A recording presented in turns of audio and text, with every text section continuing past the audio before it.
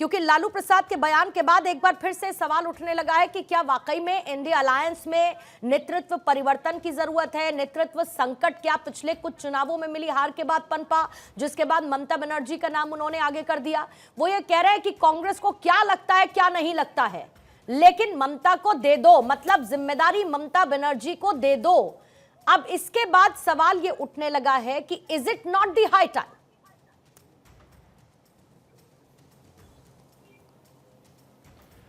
देखिए, इस तरह की बात नहीं है। अगर बात आप समझना चाहते हैं तो उन्होंने जो बात कही है, जो लगातार इस गठबंधन में होते रही है, यह गठबंधन कई मजबूत दलों से बना है। एक कांग्रेस है जिसका अखिल भारतीय उपस्थिति है, और जो रीजनल पार्टी हैं वो हर जगह अपने अपने दम पे और अपने मजबूती के साथ खड़े हैं और बीजेपी से लड़ते रहे हैं।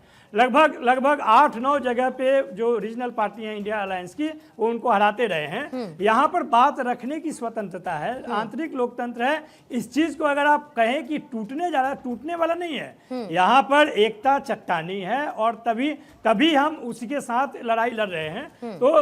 तो अगर कमजोरी आप कहें तो इंडिया गठबंधन में कोई नहीं है। नेतृत्व आज भी सदन के नेता, विपक्ष के नेता राहुल जी हैं और जो सवाल उठा रहे हैं, जो बात होती है रीजनल पार्टी के नेताओं की तरफ से हर जगह से, वो बात विमर्श तक है और उससे हमें मजबूती बढ़ेगी, आगे की रणनीति में ताकत मिलेगी।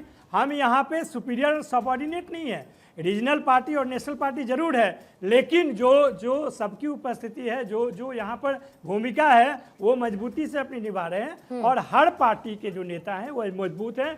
ममता बनर्जी मजबूत नेता है और उसके विषय में ये कहा जा सकता है, उसमें कहाँ कोई डाउट है। अगर आप इसको कहते हैं कि इंडिया गठबंधन टूट रहा है, तो ये हमें लगता है मैंने ये नहीं कहा कि इंडिया गठबंधन टूट रहा है सर, मैंने ये नहीं कहा कि इंडिया गठबंधन टूट रहा है। और अगर मैं आपके हिसाब से जाऊं तो लालू प्रसाद यादव तो फिर यूं ही कह गए और उनकी बात का कोई मायना नहीं है। आपने कहा कि राज्यों में रीजनल पार्टीज मजबूती के साथ आई। आपने कहा कि राज्यों में रीजनल पार्टीज मजबूती के साथ आई। मैं जरा काउंट कर लेती हूं जितना मुझे याद है, और अगर मैं भूल जाऊं तो आप ऐड ऑन कर दीजिएगा।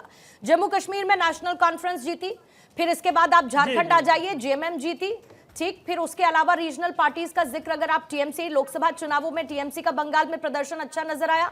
फिर उसके बाद उत्तर प्रदेश में समाजवादी पार्टी ने लोकसभा चुनावों में अच्छा प्रदर्शन किया, लेकिन ये जीत की कैटेगरी में नहीं आएंगे।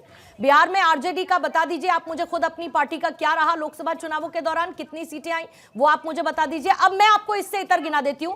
मध्य प्रदेश, छत्तीसगढ़, राजस्थान, महाराष्ट्र, हरियाणा, लोकसभा चुनाव 2024 जिसके लिए आप लोग एक साथ आए थे।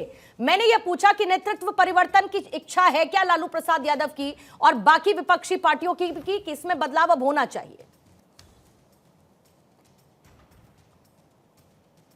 देखिए, ये जो बात आप कह रहे हैं वो तो सब सामने है। हाँ, और इस पर विमर्श और मंथन चलते रहेगा। हाँ। इसमें तो कोई डाउट है नहीं। अगर इस बात को लेकर अगर कोई संशय है तो घटक दलों में बातचीत तो होगी, उसमें कई सारे विचार आएंगे। उसमें इसको आप कहना क्या चाहते हैं, ये सवाल है। अगर आप ये समझना चाहते हैं कि यहाँ पर नेतृत्व परिवर्तन की बात चल रही है तो गलत है। यहाँ पर विचार विमर्श की बात चल रही है। अगर उस तरह की संभावना बनेगी कभी तो देखा जाएगा। लेकिन फिलहाल जो मुद्दा है कि अगर कई सारे दल हैं और उन्हें जो विचार लगता है, कई सारे मुद्दे हैं, उस पर बातचीत चलती रहती है। ये गठबंधन ही मजबूत दलों का है, तो आवाज तो हर जगह से आएगा, बयान आएगा और उस पर बातचीत होते रहेंगे। इसका कहीं से गठबंधन में कोई कमजोरी है? भाजपा मजबूत कहाँ है? भाजपा तो 400 पार कर रही थी, 240 पे आ गई। आज वह भाजपा बचना चाहती है, इसलिए इन बातों को राष्ट्रीय डिबेट का हिस्सा बनाया जा रहा है। अभी मुझे किसानों पर बात शाजिया, मुझे अभी ऐसा पता चला है नवल किशोर जी से कि लालू प्रसाद यादव जी ने बीजेपी ज्वाइन कर ली है। मुझे लगता है क्योंकि ये कह रहे हैं बीजेपी ऐसा कहना चाहती है, मुझे ऐसा लगता है कि लालू प्रसाद यादव या बाकी जो नेता नहीं। नवल किशोर जी, आपने कहा कि इसमें नहीं समझने वाली बात क्या है? शाजिया, इसमें क्या कोई नहीं समझ रहा है? अगर ओपन स्टेटमेंट आ रहा है, अगर ओपन स्टेटमेंट आ रहा है तो इसमें क्या नहीं समझ रहा है? अपनी तरफ से अविश्वास जताता है राहुल गांधी जी की योग्यता को लेकर, तो देखिए कैसे छटपटाते हैं लोग। और उनकी बात से सुनकर वाकई में ऐसा लग रहा है कि लालू जी हों, उद्धव ठाकरे हों, शरद पवार जी हों, कीर्ति आजाद हों, ममता बनर्जी खुद हों, सारे के सारे अबू आजमी हों, वो सब लगता है भाजपा ज्वाइन कर गए हैं, क्योंकि उन सब लोगों के मन में राहुल गांधी की क्षमता को लेकर, उनकी कैपेबिलिटी को लेकर ढेर सारे सवाल हैं और संदेह हैं। एक पहली बात तो ये, और देखिए आपने देखा किस तरह से अभी अविश्वास प्रस्ताव लाया गया। अगर इन पार्टियों के अंदर अगर इसका कुछ इसका कोई व्यवस्था होती तो मुझे लगता है राहुल गांधी बने रहें कि ना बने रहें, इसका भी एक नो कॉन्फिडेंस मोशन अगर हो सकता था तो होता, तो आप देखते कि राहुल गांधी जी को मुंह की खाने पड़ती, क्योंकि सारी की सारी पार्टियां एक बार नहीं कई बार अलग अलग संदर्भ में, लेकिन उनका लक्ष्य एक कि कहीं ना कहीं जो गलती है, जो खामी है, जो यहाँ से जो हम वीक महसूस कर रहे हैं, मजबूत नहीं मजबूर महसूस कर रहे हैं, वो है कांग्रेस जो उन्हें लामबंद करती है। और मुझे लगता है इसके चलते चाहे वो शरद पवार जिन्होंने खास तौर से अपनी बात को रखा है साफ तौर से भी, उन्होंने चाहे आप देखिए उद्धव ठाकरे जी को, चाहे आप देखिए उमर अब्दुल्ला को, उन्होंने कहा कि कांग्रेस को जिस तरह से काम करना चाहिए था, रैलीज करनी चाहिए थी, उन्होंने नहीं की है। तो और आप देखिए लालू यादव भी बोल दिए, बीच में तो हमने सबको सुना कि चाहे वो कल्याण बैनर्जी हो या फिर कीर्ति आजाद हो या खुद ममता दीदी हो, उन सबको लगता है कि पूरा एक विपक्ष है उसकी नुमाइंदगी कौन बेहतर करे, कौन बेहतर कर सकता है। और सबको राहुल गांधी में कुछ ना कुछ कमी जरूर नजर आ रही है और वो महसूस की जा रही है। और सिर्फ इस बार महसूस नहीं की जा रही है, वो कही भी जा रही है, जताई भी जा रही है।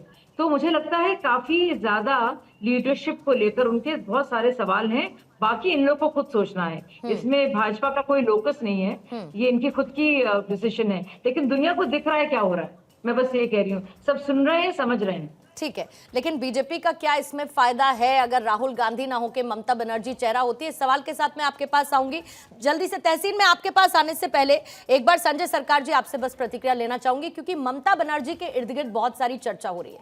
ममता बनर्जी ने कह दिया कि मैं इसके लिए तैयार हूं अगर मुझे इंडिया अलायंस को लीड करना पड़ता है तो।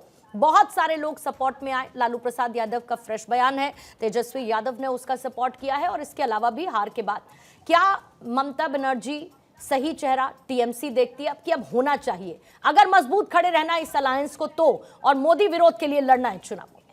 देखिए, बोलने के लिए थोड़ा वक्त दीजिएगा, बहुत समय नहीं देंगे तो हम सही से बोल नहीं पाएंगे। शुरू करिए। देखिए, अनुभव पॉलिटिक्स लालू जी के पास में, शरद पवार जी को पास में है, उद्धव जी को पास में है, तमाम जो वरिष्ठ नेता हैं। क्यों बोल रहे हैं ममता जी?